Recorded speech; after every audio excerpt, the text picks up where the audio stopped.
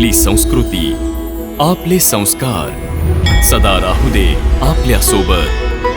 भारताच्या महान ग्रंथांचे आणि काव्यांचे संपूर्ण संकलन. सबस्क्राईब करा तिलक.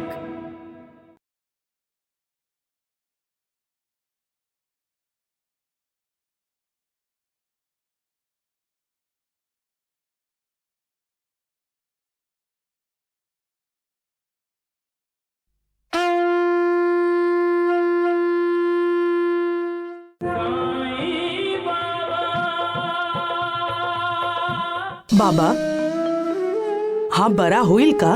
नूरताई, हा देवाला विसरलाय म्हणून याला देवाची आठवण करून देतोय. ओम नमः शिवाय. बाकी सगळी त्या देवाची इच्छा. तो जे करेल ते योग्य. ओम नमः शिवाय. ओम नमः शिवाय. बाबा, त्याचं काय झालं? कुणाचं सगुण? गोवर्धनचं. हा, एक दिवस दुबकी तिच्या गहाण ठेवलेल्या जमिनीवर काम करायला गेली.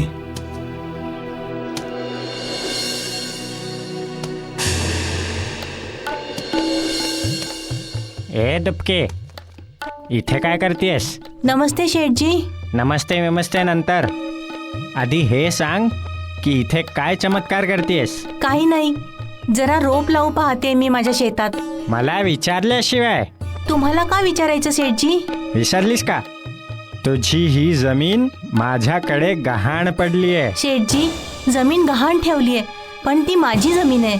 मी अजूनपर्यंत विकली नाहीये. अरे वा, मांजर नख दाखवायला लागलीये का? नाही, जे काही खरंय तेच सांगते मी तुम्हाला. सत्य तर हे आहे की इतके महिने झाले तुला पैसे देऊन, है, पण अजूनपर्यंत 200 रुपये परत करणं तर दूर, तू व्याजाचा एक पैसा देखील दिला नाहीयेस. देईन ना. कधी? या गोवर्धनचा जीव गेल्यानंतर? है, आणि मला कायदा शिकवतेस? मला हवं तर मी तुला आत्ताच्या आत्ता इथून बाहेर काढू शकतो. तुम्ही मला माझ्या जमिनीच्या बाहेर काढू नाही शकत. हा, पण मी तुम्हाला माझ्या जमिनीच्या बाहेर जायला सांगू शकते आणि सांगते पण की चालते व्हा इथून. नाही जाणार. जोपर्यंत तू व्याजासहित माझे सगळे पैसे परत नाही करत तोपर्यंत ही जमीन माझी आहे. आणि लहानू, आता या दुबकीला हाकल इथून, आणि जोपर्यंत मी सांगत नाही तोपर्यंत ती इथे पाऊल ठेवणार नाही. जशी आपली आज्ञा मालक. हा, सोडा सोडा मला. शेठजी, तुमच्या मनामध्ये पाप आहे. तुम्ही मला धोका देताय. हा, पण मी माझ्या जमिनीवर कब्जा नाही करू देणार. वेळी कुठली? आधी विंचवाचा पिळात स्वतः हात घालते, आणि जर विंचवाने डंख मारला तर ओरडतेस काय? किती जमीन पाहिजे असते माणसाला? 6 फूट, 7 फूट, पण माणसाला 1000, 2000, 10,000 जितकी असेल तितकी कमीच असते. आणि त्या जमिनीसाठी तो काय काय नाही करत. खोटं बोलल्यापासून दगा, विश्वासघात सगळं काही करतो. माणसाच्या गरजा काय आहेत? 2 वेळची भाकरी, डोक्यावर छप्पर, झोपायला बिछाना, प्यायला पाणी आणि घालायला कपडे. ज्याच्याकडे भाकरी आहे, कपडे पण आहेत आणि घर देखील, मग तो दुसऱ्याची भाकरी हिसकावण्याचा प्रयत्न का करतो? दुसऱ्यांचं घर का हडप करू पाहतो? का दुसऱ्यांचा हक्क हिरावून घेतो? याचा त्याला काही फायदा होत नाही. मिळतं तर फक्त थोड्या वेळेचं समाधान. त्याला हे नाही लक्षात येत की तो स्वतःसाठी शत्रू निर्माण करतोय. त्याला हे देखील कळत नाही की तो स्वतःला शापित करतोय. माणसाने मित्र बनवले पाहिजेत, शत्रू नाही. लोकांचे आशीर्वाद घेतले पाहिजेत, शाप नाही. आणि लोकांचे आशीर्वाद तेव्हाच मिळतात जेव्हा एखादा माणूस स्वार्थ सोडून लोकांसाठी काम करतो, त्यांच्या कामी येतो, परमार्थ करतो. गोवर्धन तर हे सगळं विसरून गेला होता. स्वार्थात आंधळा झाला होता. म्हणूनच दुबकी सारख्या गरीब विधवेची जमीन त्याने बळकावली होती. दुबकीच्या रूपात त्याने स्वतःसाठी एक शत्रू निर्माण केला होता. त्याच रात्री दुबकी हातात कोयता घेऊन गोवर्धनवर हल्ला करायला निघाली. गोवर्धन शेठ, बाहेर ये. शेठ गोवर्धन, बाहेर ये. बाहेर ये.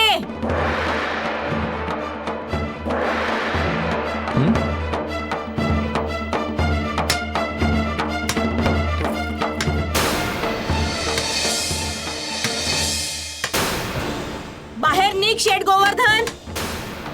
आज मी तुझे इथे तुकडे तुकडे करून टाकीन. माझी जमीन हडप करतोयस, विश्वासघात करतोयस. मी तुझे जीव घेईन. ए लहानो, कुठे मेलास तू नालाय का? या दुबकीला जागेवर आण. आज मी तुला सोडणार दुःखे. नाही. निघ इथून, निघून जा इथून. शेठचा कुत्रा आहेस ना तू? नाहीतर मी आधी तुला कापेन आणि मग गोवर्धनचं मुंडकं छाटेन. हे बघ दुबकी, तू आता शुद्धीत नाहीयेस. हो, नाहीये मी शुद्धीवर. निघ इथून.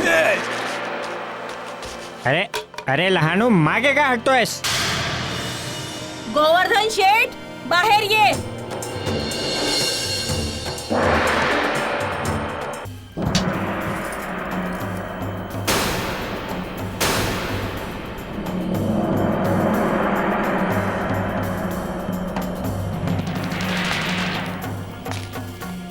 लहानू, डुबकी, हा काय तमाशा आहे?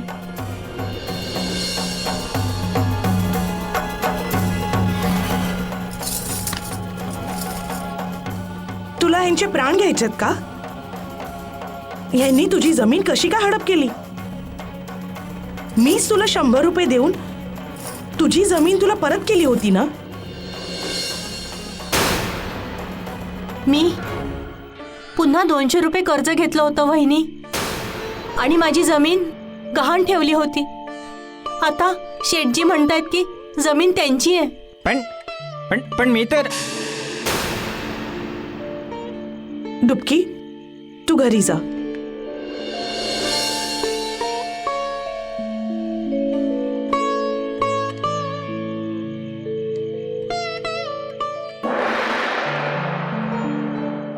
लहानू, डुबकीच्या जमिनीवर जर तू पाय ठेवलास तर मी तुझे पाय तोडून टाकीन. जमीन डुबकीची आहे आणि डुबकीचीच राहील. जर कोणीही डुबकीशी वाईट वागलं ना तर माझ्या इतकं वाईट कोणी नसेल.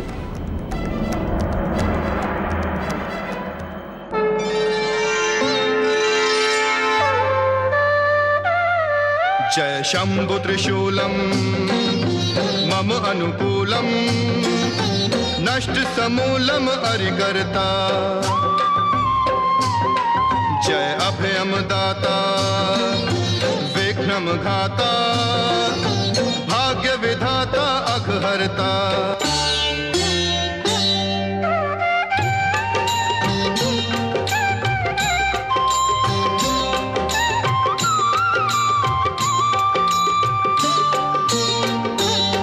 जय त्रिपुरारी प्रिय सक्षम सक्रिय जागृत प्रस्तुत शस्त्रमणि.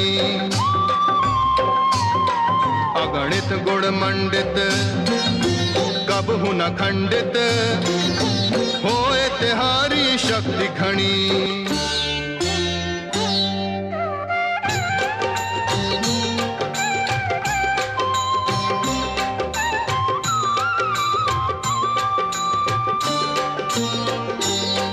वरदान स्वरूपम आयुध भूपम दिव्य अनुपम तेज भरे. तुम हे रणनायक जाहि सहायक सो निर्भय रण सिंधु तरे।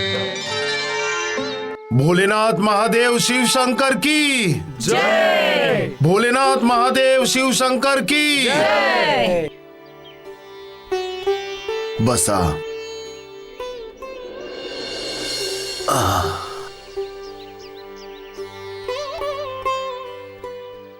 खूप म्हटलो, किती वेळापर्यंत ओम नमः शिवाय मंत्र म्हणालोय मी. आता माझे पैसे कुठे? आण आण. तुला असेच पैसे नाही मिळणार. पैसे प्राप्त करण्यासाठी तुला तुझ्या अंतरात्म्यापासून ओम नमः शिवायचा जप करावा लागेल. बस तोपर्यंत ओम नमः शिवायचा जप कर जोपर्यंत पैसे मिळत नाहीत. माझ्या सोबत म्हण, ओम नमः शिवाय. ओम नमः शिवाय.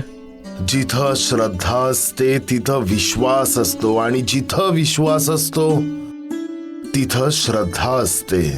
ओम नमः शिवाय. श्रद्धा आणि विश्वास ही भक्तीचीच दोन रूपं आहेत.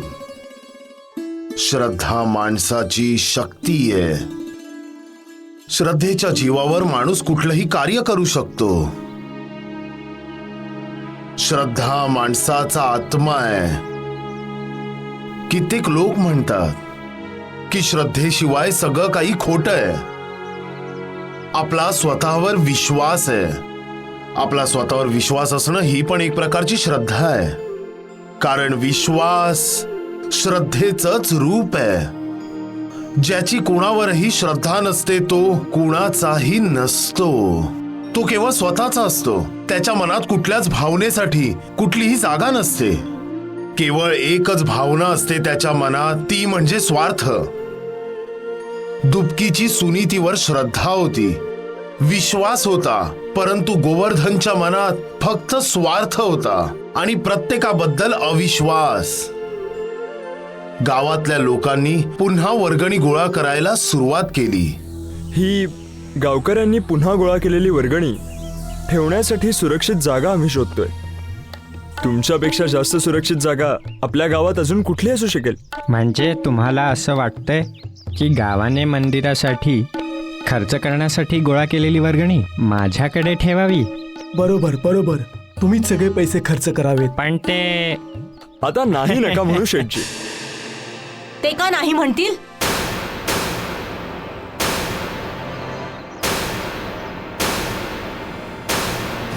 अरे, जर कोंबडी स्वतः सुरीखाली यायचं म्हणत असेल तर सुरी कशाला नाही म्हणेल? दुबकी, अहो नरोत्तमजी, डोळे असूनही आंधळे का होताय तुम्ही लोक? एकदा तर गावाची वर्गणी हडप केली आहे ह्यांनी. तुम्हाला पुन्हा त्यांची तिजोरी भरायची आहे. आधी यांना हे विचारा की मागच्या वेळी गोळा केलेली वर्गणी जी ह्यांच्याकडे ठेवली होती ती कुठे गेली?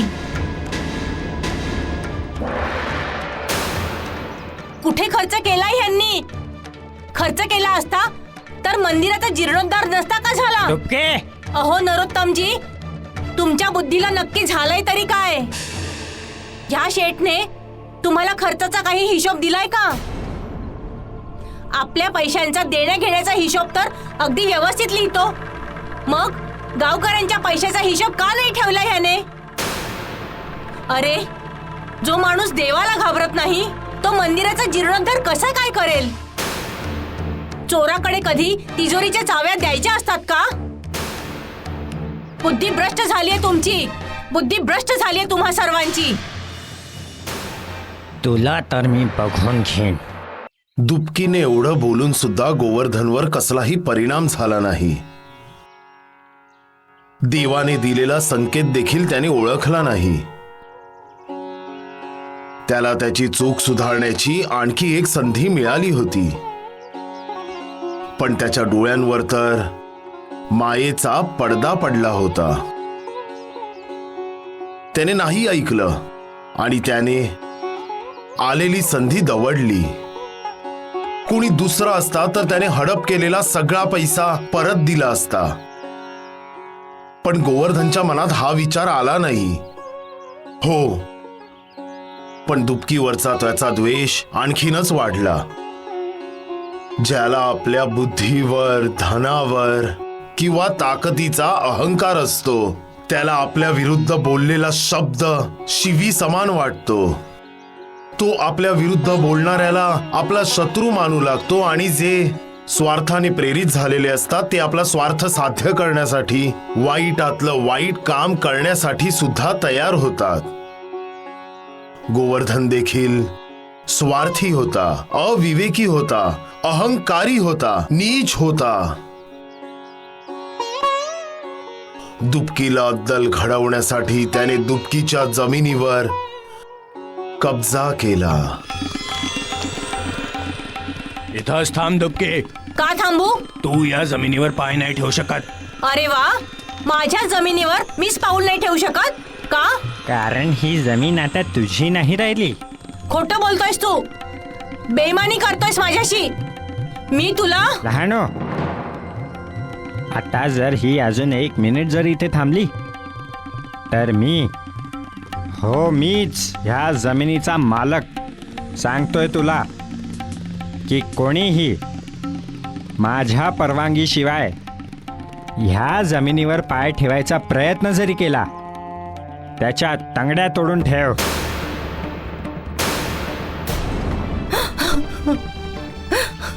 अगं दुपकी,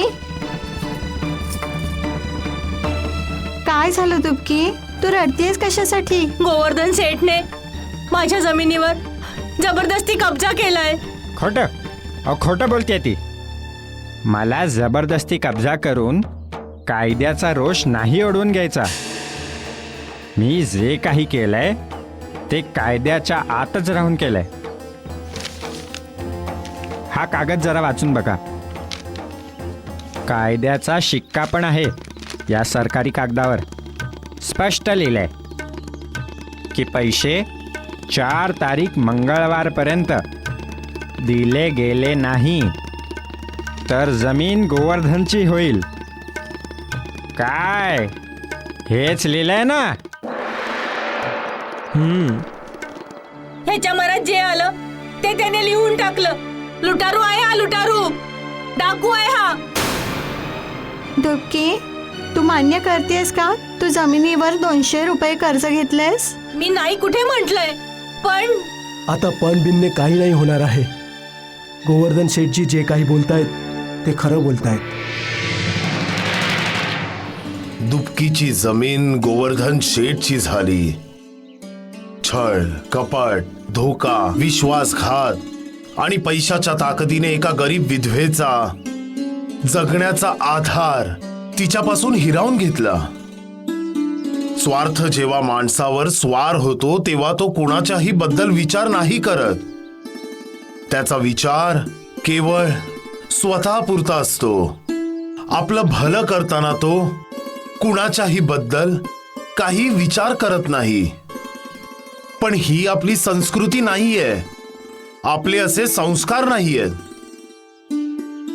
आपण तर दुर्बलांची मदत करण्याची शिकवण घेत मोठे झाले आहोत. स्वतः दुःख सहन करून दुसऱ्याचं दुःख दूर करणाऱ्या समाजात आपण जन्माला आलोय. आपण आपली संस्कृती कसे विसरू शकतो?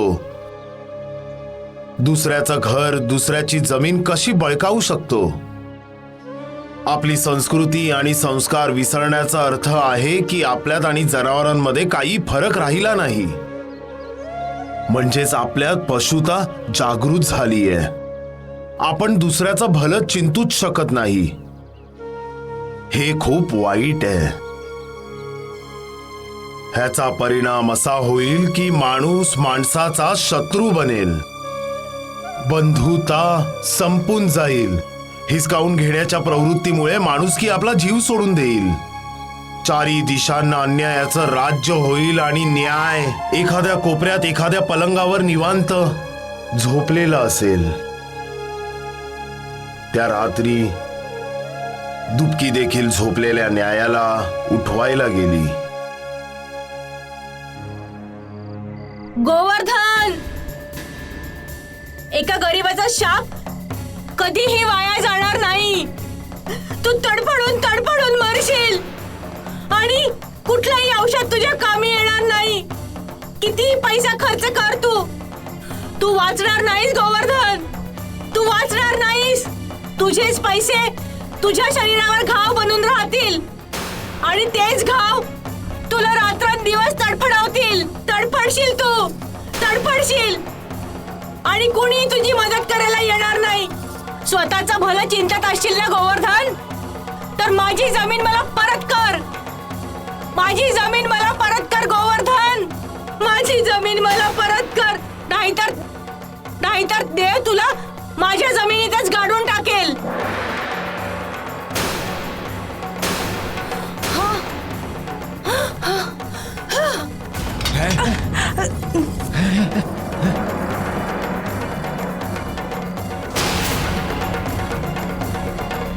आता तर हत्त झाली.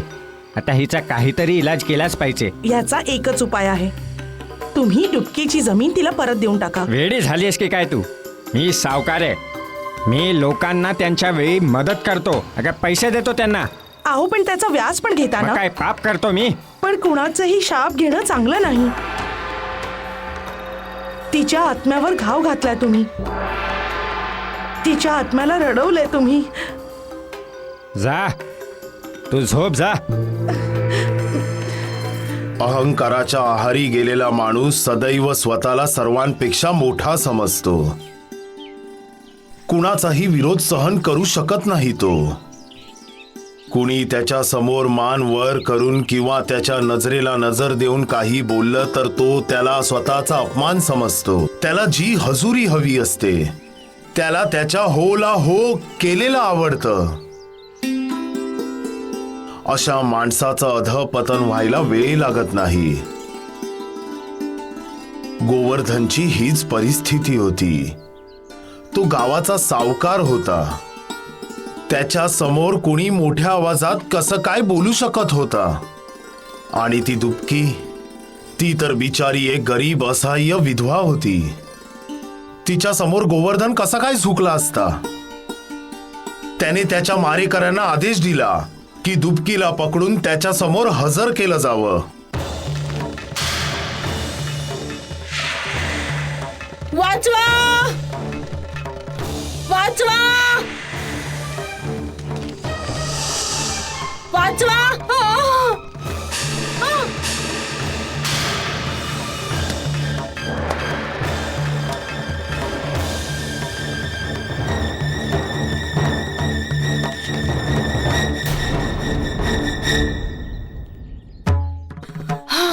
मला चोर म्हणतेस काय? हं?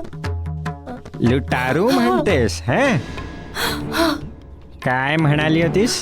मी तडफडून मरेन काय? आता मी बघतो की तू कशी तडफडून मरतेस ते. ए मारा हिला. थांबा.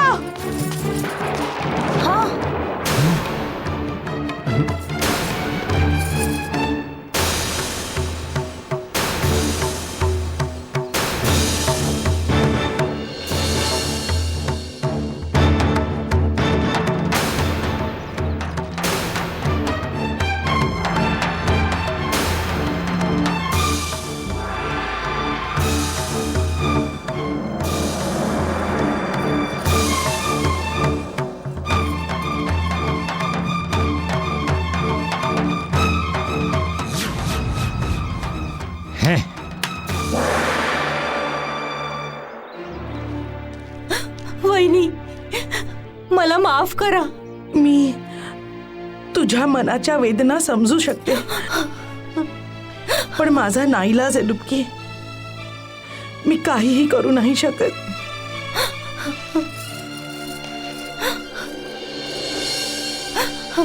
दुसऱ्यांच्या वेदना सर्वांना नाही समजू शकत. त्यासाठी आपलं मन दुसऱ्यांसाठी धडधडलं पाहिजे. दुसऱ्यांच्या मनाचं दुःख आपल्याला जाणवलं पाहिजे. दुसऱ्यांच्या वेदना पाहून आपल्याला वेदना झाल्या पाहिजे.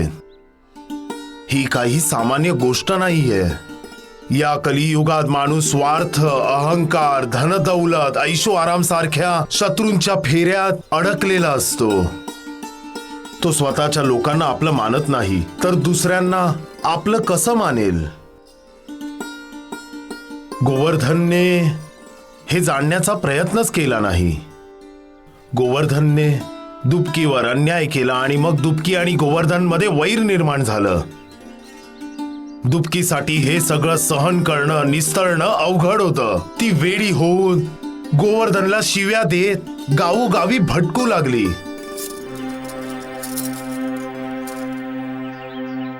काय झालंय?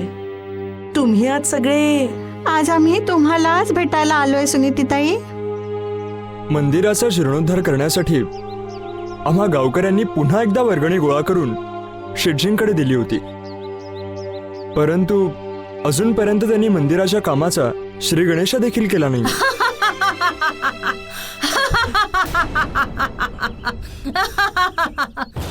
विसरून जा, सगळं विसरून जा. तुम्हा लोकांची वर्गणीही मिळणार नाही आणि हे मंदिरही होणार नाही. काही मिळणार नाही, काहीही मिळणार नाही तुम्हा लोकांना. गोवर्धन नावाचा साप ना ठाण मांडून बसलाय त्यावर. आता मंदिराचा जीर्णोद्धार पण नाही होणार. नाही, काही नाही होणार. अरे तो जो गोवर्धन नावाचा साप आहे ना, तो तुम्हा सर्वांना डसेल. जा जा जा, तुम्ही गोळा केलेले पैसे मागायला जा. बघा बरं, खूप विषारी साप आहे तो. सांभाळून राहा बरं, सांभाळून राहा, सांभाळून राहा. दुबकी गोवर्धनला साप म्हणायची आणि गोवर्धन दुबकीला काय म्हणायचा? ती दुबकी सारखीच बेडकासारखी डराव डराव माझ्या विरुद्ध करतच राहते. हा, तिचं काय ऐकतेस तू? दुबकी गोवर्धनला साप म्हणायची आणि गोवर्धन दुबकीला बेडूक. पण गावकऱ्यांनी अनेक वेळा सांगून देखील गोवर्धन मंदिराबद्दल काही बोलायला सुद्धा तयार नव्हता. एके दिवशी सुनीतीला स्वप्नात महादेव शिवशंकरांचा साक्षात्कार झाला.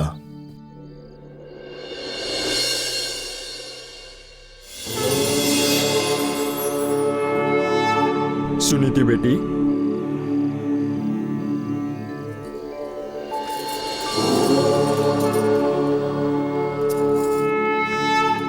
प्रणाम देवादिदेव. कल्याणमस्तु.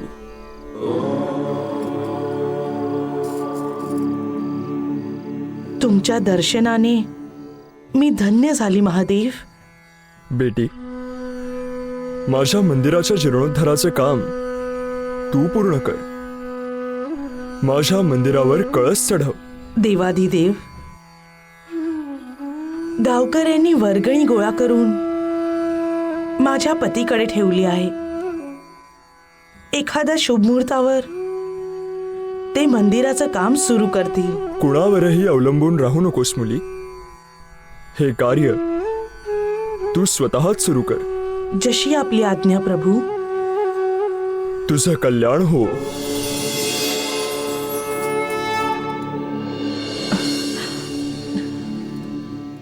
शंभू महादेव, शंभू महादेव.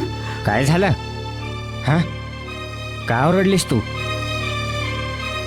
डुबकी आली?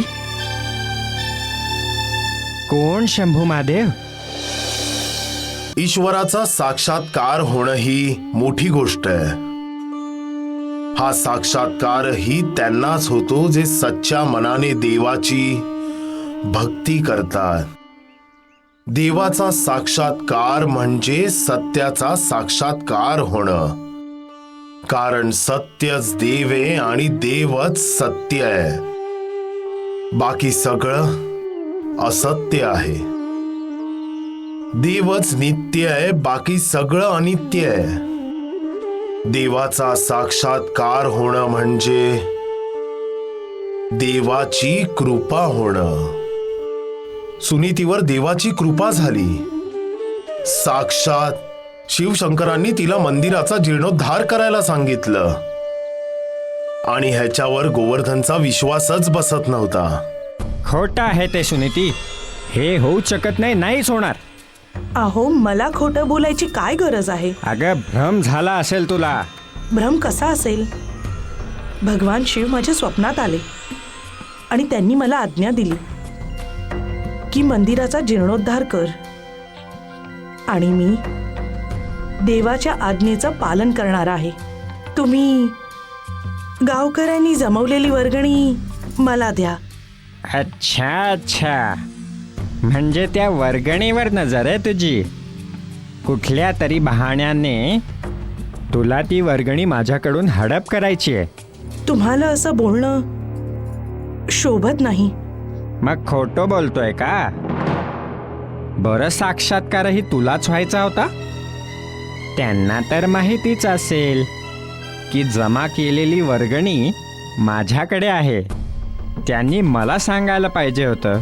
तुला सांगायची काय गरज? तुम्ही मला बोलण्यात नका गुंतवू. आणि तू मला स्वप्नात नको गुंतवूस. आणि सत्य हे आहे की तू पाहिलेलं स्वप्न चांगलं नाही आहे. कारण आजपर्यंत जे नाही झालं ते आता होऊ लागलंय. आपल्या दोघांमध्ये आजपर्यंत कधीही वाद झाले नाहीत, पण आता होऊ लागले. तुझं हे स्वप्न आपले आपसातले संबंध बिघडवेल. तसंही देवाला पैशाची गरज कुठे आहे, नाही का? त्याला तर भक्ती आवडते, नाही का? भक्ती करा मग देव खुश. देव खुश झाले तर मंदिराचा जीर्णोद्धार आपोआप होऊन जाईल. तुला काळजी करायची गरज नाहीये. जा, तू आपली स्वयंपाक पाणी बघ. भ्यात टळली. हजारोंची वर्गणी आहे, कशी काय देऊ?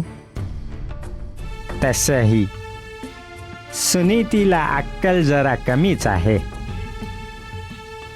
इतकी वर्ष झाली आमच्या लग्नाला, पण हिला अजूनपर्यंत नाही समजलं की पैसे माझे प्राण आहेत. आले मोठी, माझे प्राण मागायला वेडी कुठली.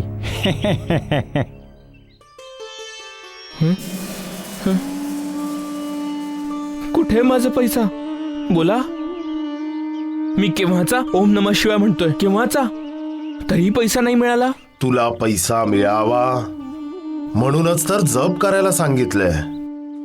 तुझा जप पूर्ण झाला नाही म्हणूनच पैसा नाही मिळाला. मग काय, आणखी जप करू? हो बेटा, जप करत राहा, मग पैसा मिळेल. म्हण ओम नमः शिवाय. ओम नमः शिवाय. आता पहा, गोवर्धन आणि या माणसामध्ये किती फरक आहे. गोवर्धन पैसा वाचवण्यासाठी देवाचं म्हणणं ऐकायला नकार देतोय, आणि हा माणूस पैसा मिळवण्यासाठी देवाला मानण्याचा प्रयत्न करतोय. ज्याप्रमाणे गोवर्धन सारखी माणसं समजतात की पैसा सुख देणाऱ्या वस्तू खरेदी करू शकतो, परंतु पैशात इतकी ताकद नाहीये की पैसा सुख खरेदी करू शकेल. पैशाने झोपण्यासाठी गाद्या विकत घेता येतात, म्हणजे छान झोप येईल, पण झोप नाही विकत घेता येत. पैशाने स्वादिष्ट रुचकर अन्न विकत घेता येतं, पण भूक नाही विकत घेता येत. कितीही पैसा असो, मनाची शांती नाही विकत घेता येत. पैसाच मनात ईर्ष्या, द्वेष यांना जन्माला घालतो. का? असं का होतं? पैसा असूनही माणसाला समाधान का नाही मिळत? कारण माणसाचं सुख त्याच्या कर्माशी निगडीत असतं. जसं कर्म तसं फळ. चांगली कर्म करा, देवाची भक्ती करा, पण पैशाची नाही. कल्याण होईल तुमचं. शिर्डी आलं वैद्य तुझ्यासाठी तर दिवाळीच झाली ना. बोला भोलेनाथ महादेव शिवशंकर की जय. बोला भोलेनाथ महादेव शिवशंकर की जय. साई बाबा की जय. धोंड्या, मला वाटतंय की तुझी जीभ कापून कावळ्या गिधाड्यांना खाऊ घातली पाहिजे. नालायक कुठला. वैद्य बुवा, हा साई बाबा गावकऱ्यांना शिवमंदिरात एकत्र करून सांगतोय काय नक्की? अरे राम राम राम, आणखीन काय सांगणार हा ढोंगी? तेच त्याचं प्रवचन, सबका मालिक एक. वैद्य बुवा, हा, जर ते आपल्याला शिर्डीच्या बाहेर काढण्याची योजना तयार करत असतील तर? अरे गाढवा, कधीतरी शुभ बोल. जर हे मंदिरात असं ठरलं तर द्वारकानाथजींच्या सोबतच तुम्हालाही शिर्डी सोडून गावाबाहेर जावं लागेल. धोंड्या, जरा तोंड सांभाळून बोल, नाहीतर मी तुला मारून मारून निळा करून टाकीन, समजलास? पण तुम्ही काळजी करू नका वैद्य बुवा. जोपर्यंत तुम्ही शिर्डीला परत येत नाही तोपर्यंत हा वैद्यराज धोंडू तुमचा व्यवसाय आणि गावकऱ्यांचं स्वास्थ्य याची पुरेपूर काळजी घेईल. हा, अरे नालायका कृतज्ञ, अरे माझंच खातोस आणि माझ्यावरच. अरे सत्यानाश हो तुझा, तू माझंच वाईट चिंततोयस. वैद्य बुवा, या धोंडूच्या तब्येतीकडे तर आपण नंतरही बघू शकतो. आधी जाऊन त्या ढोंगी साईचा समाचार घेऊया. सत्य बोललात तुम्ही द्वारकानाथजी. आता ह्या ढोंगी साईचं काही ना काही तरी करावंच लागेल. चला. आयुष्यात प्रथमच या जाड्याने मला म्हणायचंय की द्वारकानाथजींनी काहीतरी बुद्धीची गोष्ट केली आहे. वैद्य बुवा, पुढे काय झालं बाबा? व्हायचं काय होतं लक्ष्मीची आई? बस द्वारकानाथ आला. द्वारकानाथ?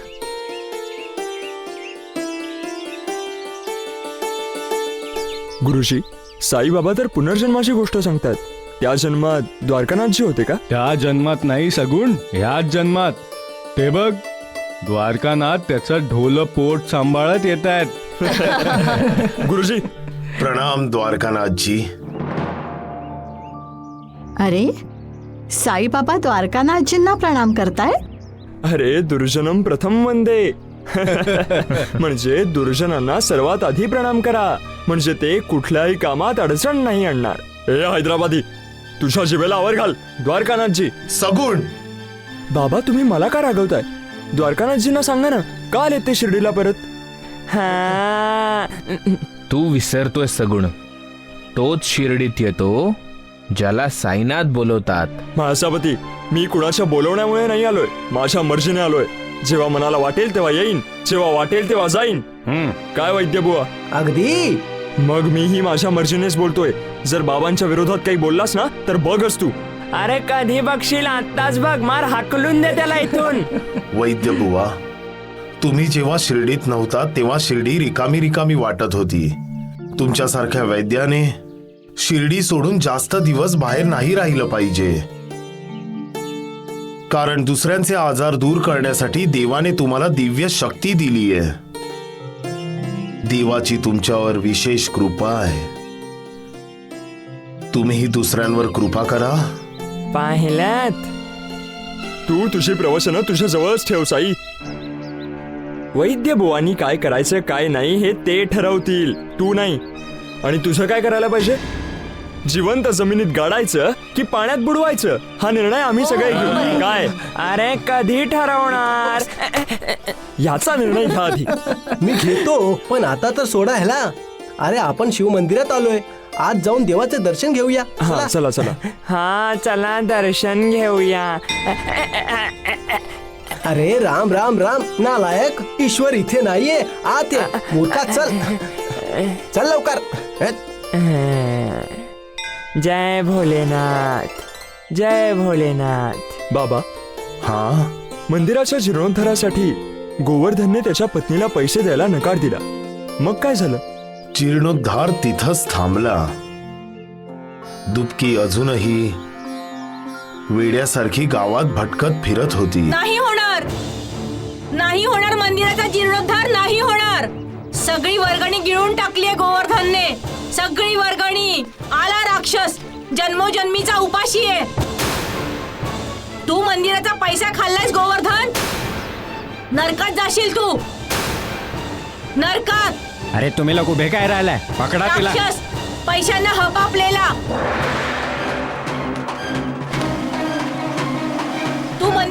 पैसे खाल्लेस गोवर्धन? नरकात जाशील तू, नरकात.